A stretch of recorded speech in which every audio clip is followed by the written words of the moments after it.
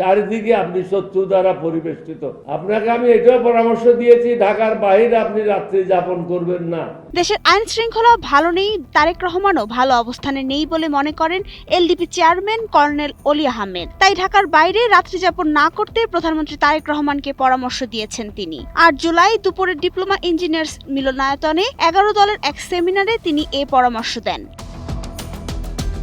প্রধানমন্ত্রীর উদ্দেশ্যে অলি আহমেদ বলেন, বাংলাদেশ থেকে বিদেশি গুপ্তচর বের করে দেওয়া উচিত। তাদের দ্বারা তারেক রহমান ক্ষতিগ্রস্ত হচ্ছেন, দেশ ক্ষতিগ্রস্ত হচ্ছে। বেগম খালেদা জিয়ার সন্তান হিসেবে সংস্কারের বিষয়ে তার উদ্যোগও নেওয়া প্রয়োজন।